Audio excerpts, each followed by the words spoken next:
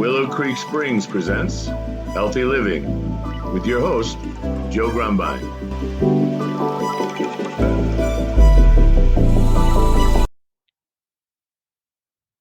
Well, hello, and welcome back to the Healthy Living Podcast. I'm your host, Joe Grumbine, and today I have back with me Dr. Robert Hoffman with the Anti-Cancer Organization. And Robert, man, you've been traveling the world the last little while, huh?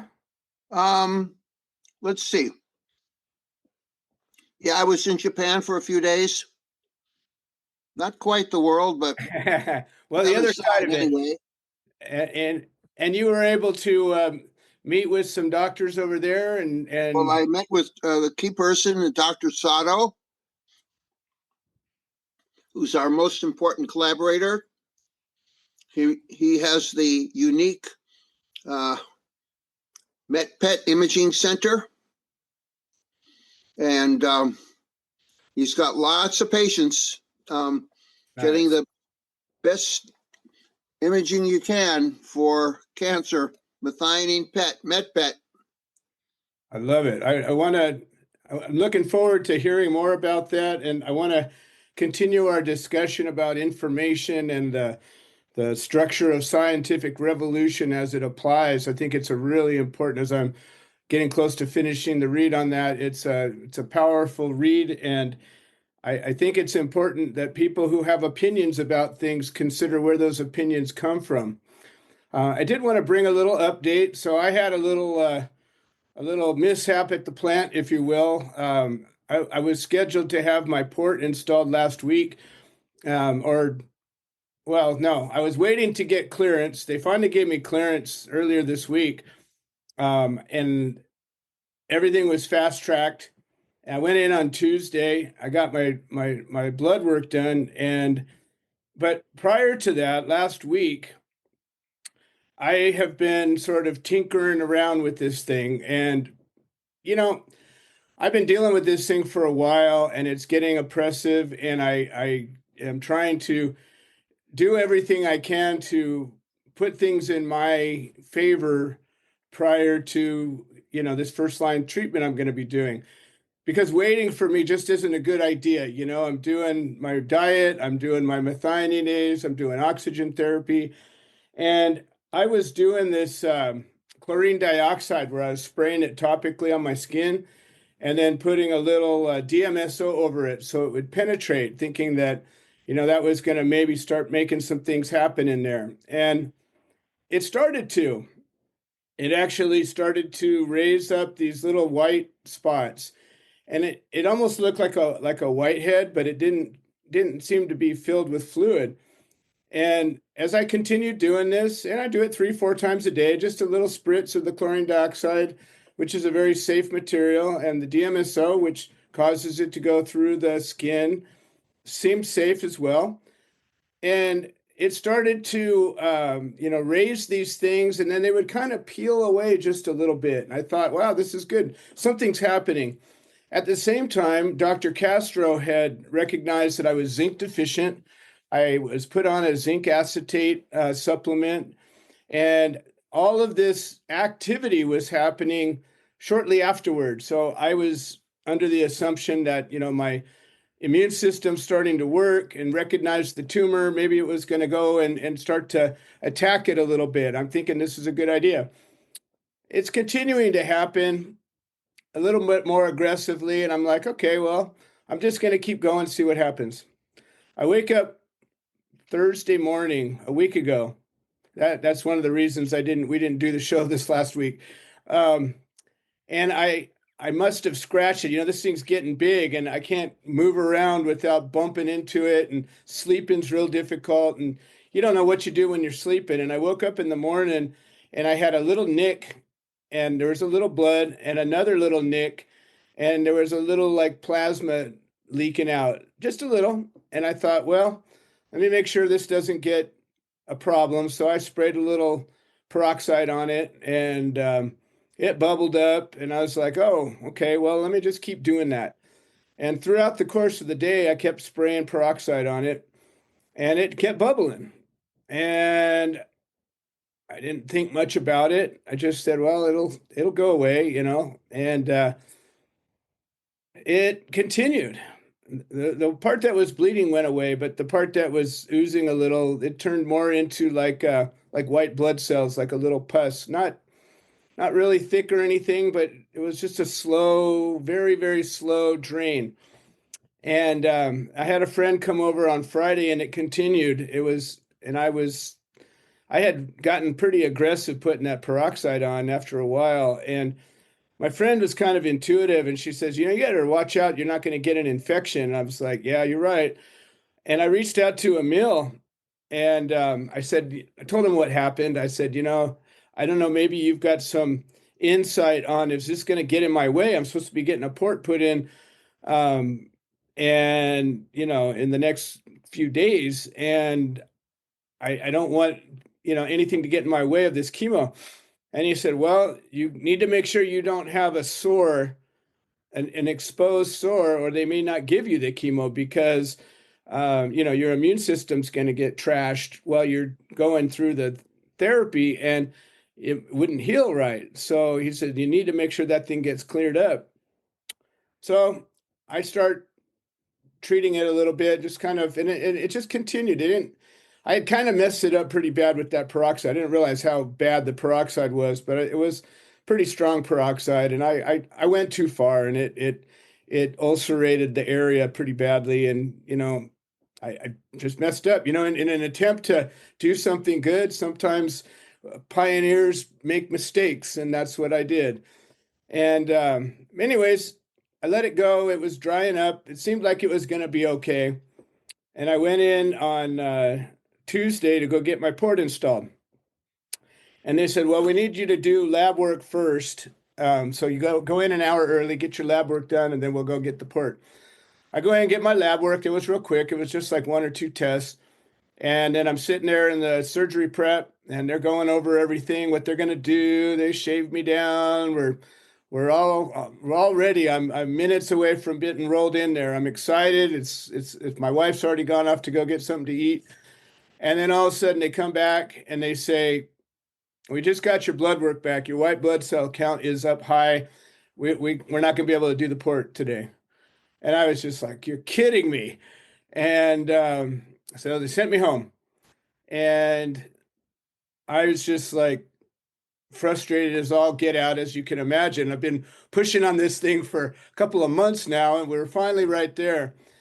And so waiting, going back and forth with the doctor's assistant, and they're like, well, I told him what happened. And I said, it's a little bit of weeping. And she says, well, your blood cell, or your white blood cell count is generally going to be elevated just simply because you have cancer. That's a normal thing to happen. And I said, but I know this is probably a part of it. And so they put me on an antibiotic. I got on it yesterday afternoon. I'm taking it every 6 hours. I'm clockwork. As soon as I got the prescription, I ran down, got it. And today the weeping has stopped. And they got me scheduled to go back tomorrow. So I'm set to get the port put in tomorrow. I'm on the antibiotics, so I'm confident they're going to go forward with it. And Monday, I'm set to have my first round of chemo. Fantastic. So it's been a bumpy road, but as we're talking about information and science and pioneers, you had said something about science is advanced one funeral at a time, and that's Max Planck said that. And historically, scientists have experimented on themselves before they've, they're experimenting on everything, but generally the more dangerous stuff they test on themselves, and some do. Many a scientist has died in the quest for knowledge, and that certainly is never going to be my ambition. But when it comes down to things, sometimes you think something's safe. And you think, my body, I know my body, I think I know what's going to happen, but we don't realize sometimes how delicate your body can be. And sometimes just a little imbalance going one side or another can set off a chain of events that you really can't stop easily. What's your thoughts on that?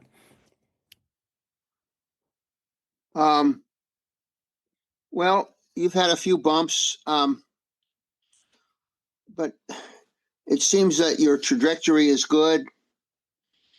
You've got a good set of doctors. Hopefully the port will go in tomorrow.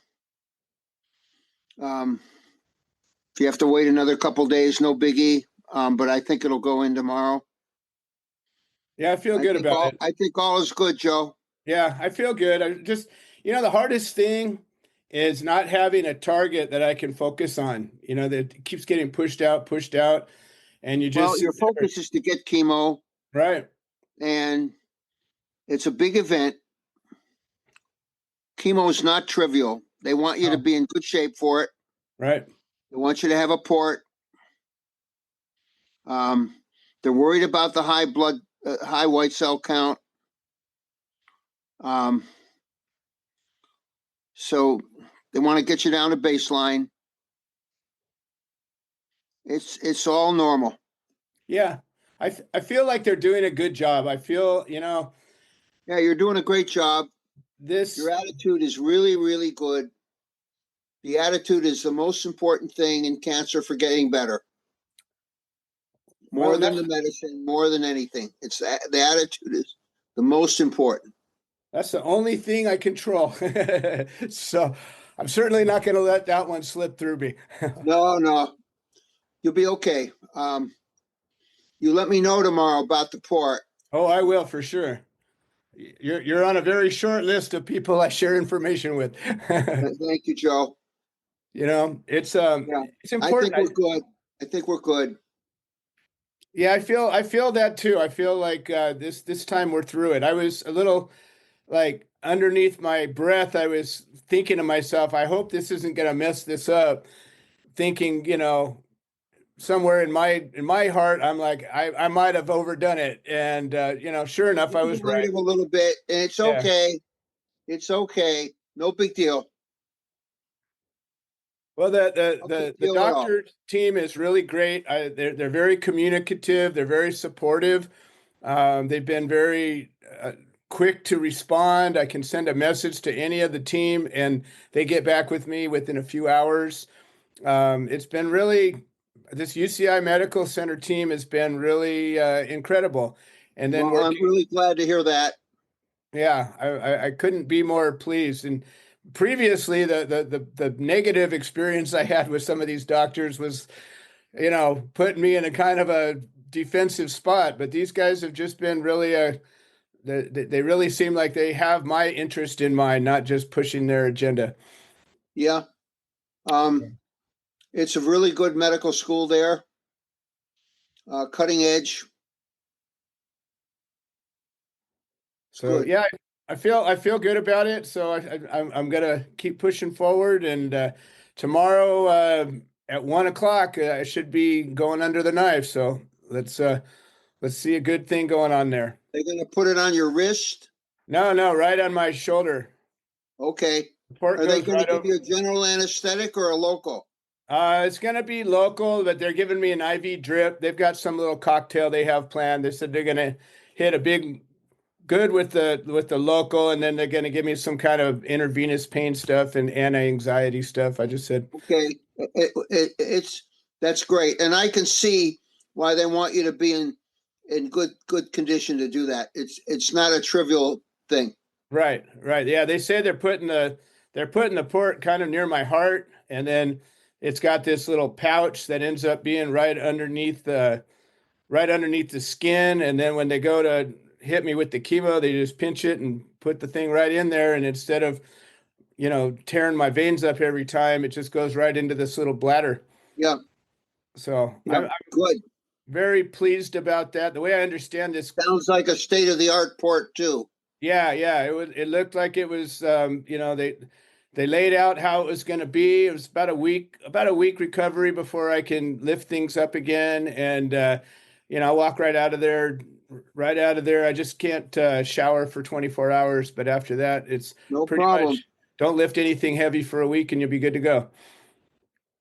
Sounds good, Joe. So I never would think that I'd be excited to put a poison cocktail in my body, but I tell you what, I'm looking forward to it. Well, It's going to help you. Yes. You might have to grit your teeth a bit sometimes, but it's going to help. No, I agree. And I'm as prepared as I can be. I'm now over almost 3 months into this low methionine diet, and I have not wavered. I haven't touched any meat or dairy or anything. I've been on a real low methionine diet. I've taken the methionine aids. I'm even upping the methionine aids to 3 times a day now as I'm getting closer to the chemo. I just want to make everything on. I'll be fasting 2 days before, 1 day after to maximize everything. And All the right things. I feel like it's going to be as Yeah, good. you know, we're not. It's not going to be a miracle. The thing's not going to go away in a day, but No, and there might even be a lag phase before it starts to shrink, but we're going to be good. but it will begin. And the doctor said that this cocktail is usually very quickly responsive, and she has the highest hopes for that. So I said, well, we're all systems go. So I'm looking forward to that. Good, good, So, Joe. one of the things that kind of gets me, it's a crazy ride because, sleep is so important, and this thing has got me where I'm having a difficult time sleeping a lot just simply because of where it's at and trying to find a comfortable position and all that. And it gets at you sometimes, wears at you. And I always have people, I have a wonderful support team, not just the group on Sunday, but I have wonderful people surrounding me. I'm surrounded with a lot of love and care, and also a lot of people who, have their own thoughts about medicine and their own thoughts about cancer and their own thoughts about things. And you know, I know you hear this all the time, and I'm sure everybody goes through it, but in your best interest, people are constantly, or in my best interest, people are constantly giving me advice or tips or things that they've heard, and it's really wild as I tell them over and over again. I says, listen, I I am on this. I am the world's expert on my cancer right now. There isn't anybody who knows more about my cancer than I do right now. We And I am certainly doing agree with that. everything that I can do. Everything. And I guarantee you, if it's good, I'm doing it. And I appreciate everybody's input, but trust me, I've either seen it, done it, or have chosen not to. And it's wild how people, they receive information from all these sources. They look on the internet, somebody puts out a video, the truth about chemotherapy, the truth about this, the truth about Joe, that, Joe, and it's a bunch of I crap. don't know if you were on our Zoom call a few weeks ago or maybe a little longer ago. Dr. Exame Emil said there's levels of evidence. Right. It's some video that has no basis, whatever, on the one hand, or some I heard this or I heard that on the other hand. And then you get, for example, on the other extreme, a phase 3 clinical trial of a couple thousand people. That's huge level of evidence. Right. So these people, oh, I heard the video, or my friend told me this, or chemos know this, no good. Joe, chemotherapy has been given to cancer patients since the late 40s. Believe it or not, one of the first patients was Babe Ruth. Wow. And he had an initial response. It was, so primitive back then. Millions of people have been helped by chemotherapy, millions and millions and millions for more than 75 years. So somebody just says chemo is no good. This has no meaning. And just take it for that. Levels of evidence. You tell me something, okay. Can you tell me about a clinical trial? Can you tell me about animal studies? What scientific publications can you tell me about? There's too much of this crap going on, not only about chemo, about a lot of other things. People talking without any factual basis of what they're talking about. And, that stuff deserves to go in one ear and out the other. Well, and the other side of it is I have been touting that book to a lot of people, and I've got some people to buy it and some people that are reading it. And I think a lot of it is just simple ignorance. People believe that they're on the right path. They believe in something. They've seen evidence of But something. Maybe. this is not religion, Joe. It's Oh, I science. know. Exactly. What I believe in. Exactly. I believe in data. Right. Um, so just you'll see that many of the patients on the Zoom have had a similar experience. Sure. Sometimes the spouse has been so against what they're doing. On and on and on. People saying things that have no basis. Um, and then a lot of them talking about conspiracy theories. If they read Kuhn, they'd understand why things take so long to change. And Absolutely. it's not about conspiracy theory. It's about how science progresses.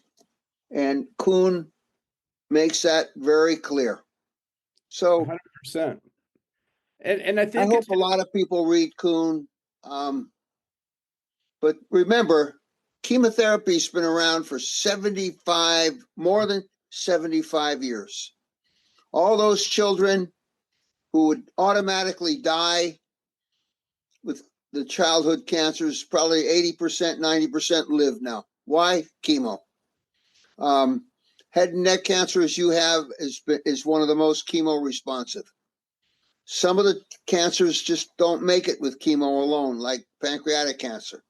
And that's why we're trying to improve it with methionine A's, low methionine diet, ivermectin. We're trying to improve what's out there, not replace it with no basis, trying to improve it. So as we're talking about paradigms and the changing of paradigms, we've gone through this, it's really not been that long. It's only been a few hundred years, really, if you get down to it, a few thousand years at Well, most. with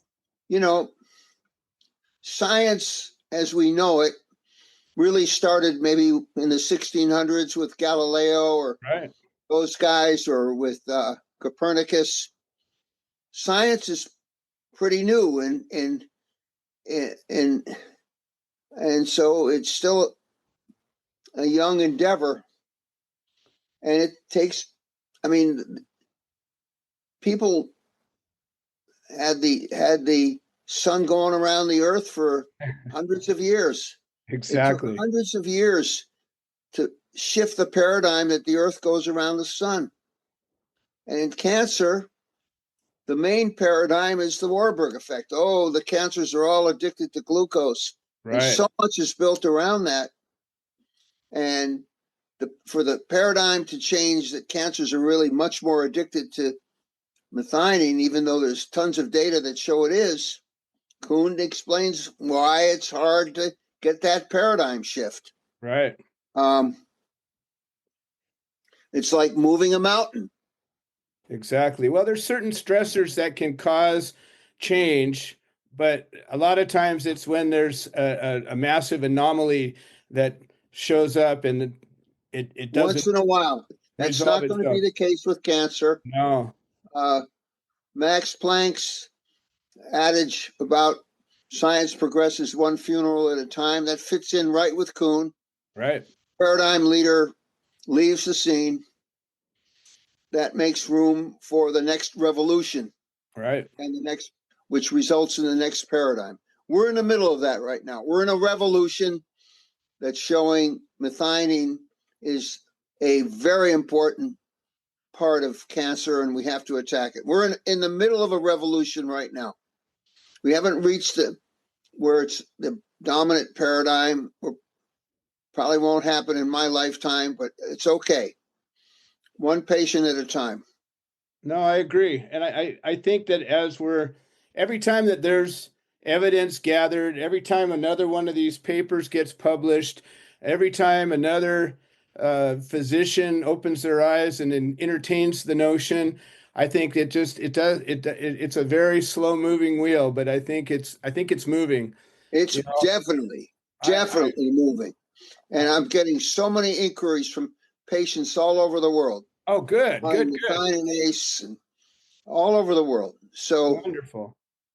as Well, I've said many times, the big force now in moving that wheel, getting to this methionine paradigm to be the dominant one, it's the patients. And eventually they're going to win. and you've said something a couple of times in these meetings, and for anybody who's listening, there's a meeting at 4 o'clock on Sunday Pacific time every Sunday. It goes on for a couple of hours. If you're listening to this and you either have had cancer, have cancer, or know somebody who has, I encourage you to participate in this meeting. We share the link. If it's everybody can attend. You can show up for a minute, an hour, the whole time. You can speak or listen, whatever you want. It's a beautiful group, very educated people sharing their experiences. Usually there's 4 or 5 physicians on at least. Many of them are dealing with their own cancers. All the physicians on are dealing with their own cancer. It's just one of the most powerful groups I've ever met, simply because everybody's sharing their truths as they're experiencing them. And I think the most important thing people need to remember about cancer is we don't know anything about cancer as a whole because every cancer is unique. And we can learn things about how things happen, mechanisms and switches and types of cancers and things that they do. But the one thing cancer does so quickly and easily is it changes. And so we'll never probably know it as well as we would want to because it's never going to be the same for very long. And I think that understanding that we're starting to gather with just these general rules like methionine addiction, like these different things that we're learning. Um, I think no matter what cancer adapts to, these are going to be tools that we'll be able to use. What's your thoughts? Totally agree. So when people come along and they have these opinions about cancer as a big word, um, there's only, I think, a handful of things that we can even categorize all cancers as, really. I mean, there's just so few things that they all share in common, other than, they want to live and they want to grow. Short of that, And there's they want to spread. they want to spread. Yep, that's it. Just like every living thing, right? Yep. So, the genetic makeup. I have Dr. Castro working on my biopsy, getting genetic work on. So I'm hoping that we're going to uncover some tools with that. But there's not any one silver bullet in all of this. It's always going to be a layered solution, and it's always going to be a lifelong solution. This is another thing people need to remember. Like in my best case scenario, I go into full remission. I have 0 tumor markers, and I get to live the rest of my life knowing that if I went back to doing what I was doing before, it will probably come back. And if I can keep myself in a Hold good, on for 1 second for me, Joe. I'm sorry. yes. Hang on just 1 second. Oh, no Sorry. problem. No problem. 1 second. Yeah, no worries. No Hello? worries. I'm on Joe's Zoom. I'll call you back in a few minutes. Thank you. Bye. Sorry, Joe. That was Chihiro.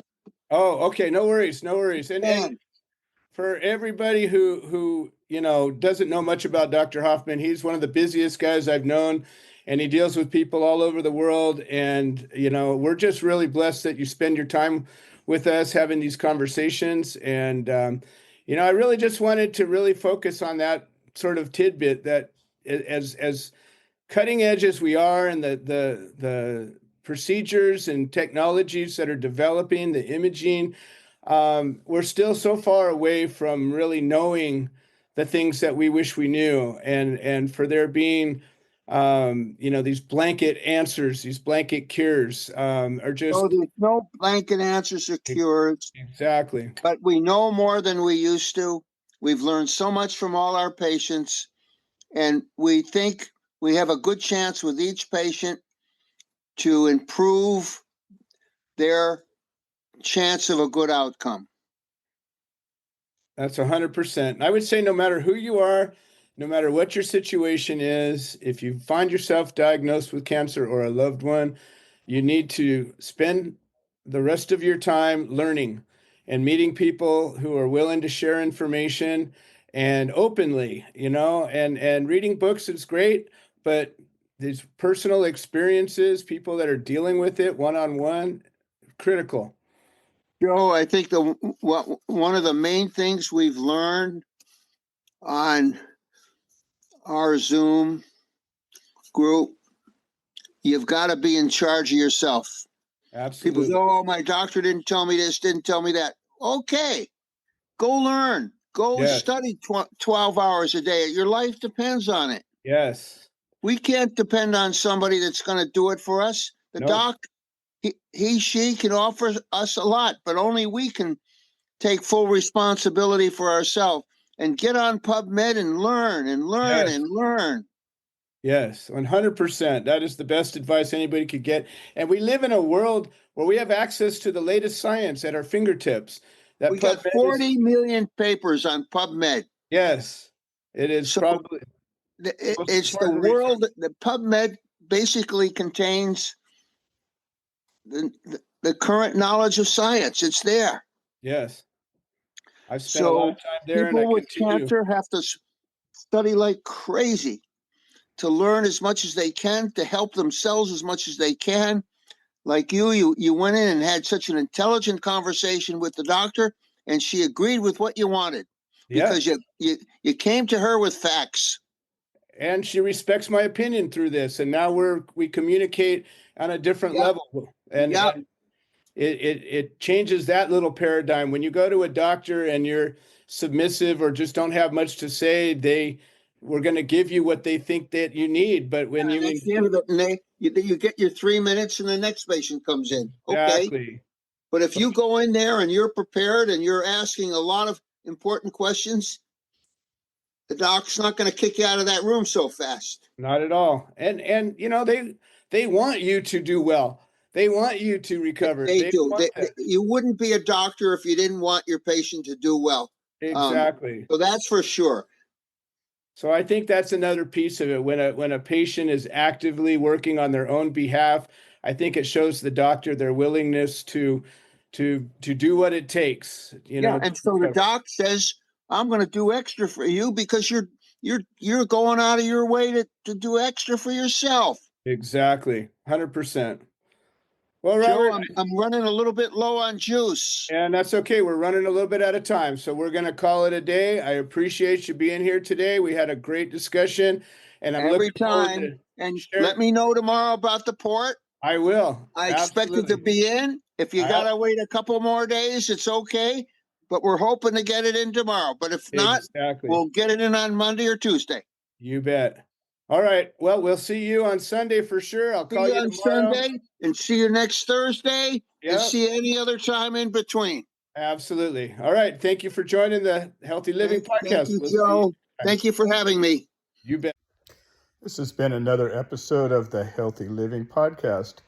We produce this show so that people can share their stories, people that have overcome obstacles, people that are undergoing obstacles. We're building a community of health-minded individuals. If you're interested in supporting the show, please leave a review on the platform you're listening to it on. If you're interested in becoming a guest, please send an email to itsjoegrumbine@gmail.com, or you can send a note into the notes section of the podcast. All right. Well, thank you for supporting this show, and we hope you've enjoyed it.